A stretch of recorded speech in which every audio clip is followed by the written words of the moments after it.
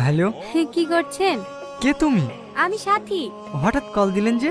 একা একা লাগছিল তো, তাই ভাবলাম আপনাকেও একটু ডিস্টার্ব করি। কল দিয়েছেন ঠিক আছে, কিন্তু আমি ডিস্টার্ব হই না। কেন? আমিও তো একা, কেউ কল দিলে আমার ভালোই লাগে। আচ্ছা, তাহলে তো আমি আপনাকে কল দিতেই পারি। অফকোর্স।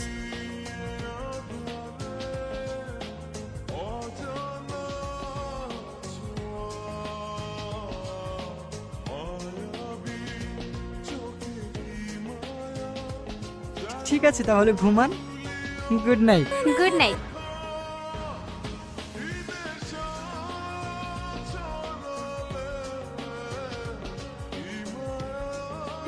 সরি, আসতে একটু লেট হয়ে গেল। ও কোনো ব্যাপার না, এখনো ক্লাস শুরু হতে অনেক টাইম আছে। ততক্ষণ তোমাদের কলেজটা আমাকে ঘুরিয়ে দেখাও।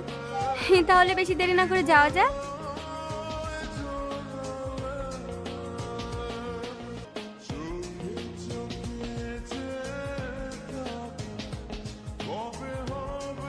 হ্যালো, কি করছো তুমি? বসে আছি। আচ্ছা তোমাকে একটা কথা বলবো? আমি যদি বলি তোমাকে ভালোবাসি, তুমি কি আমাকে ভালোবাসবে? যদি বলি না বেশি কিছু বলবো না। আর যদি বলি হ্যাঁ, তাহলে আমার তরফ থেকেও হ্যাঁ। I love you. I love you too. তুমি কিছু মনে না করলে একটা কথা বলতে পারি? হ্যাঁ বলো। তুমি আমাকে বিয়ে করবে? এখন? হ্যাঁ, আমি তোমাকে ভীষণ ভালোবেসে ফেলেছি। আমি তোমাকে ছাড়া এক মুহূর্ত থাকতে পারছি না, তাই আমি তোমাকে সারা জীবনের জন্য আমার করে রাখতে চাই। কিন্তু তোমার বাবা মা? ও নিয়ে তুমি চিন্তা করো না, আমি সব সামলিয়ে নেব। কিন্তু কোনো কিন্তু না। কাল সকাল 10টার সময় আমি তোমার জন্য রেজিস্ট্রি অফিসে অপেক্ষা করব।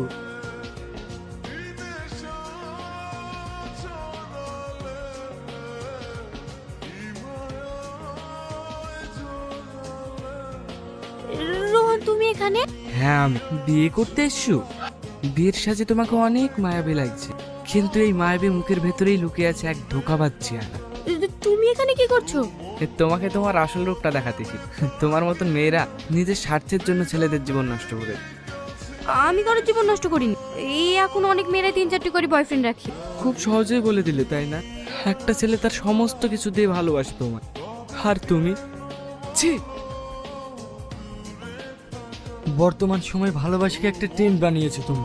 তুমি জানো তোমার এই মিথ্যা ভালোবাসার জন্য আজ আমার এই বন্ধুটা সারা জীবনের মতো আমাদেরকে ছেড়ে চলে যেতে চেয়েছিল। এই কাকে কি বলছিস তুই? চরিয়াল, রিয়া, তুমি আমাকে বিয়ে করবে না? আমি তোকে বিয়ে করব? শুনে রাখ, সত্যিকারের ভালোবাসাকে যে কষ্ট দেয় সে সারা জীবন কষ্ট পায়।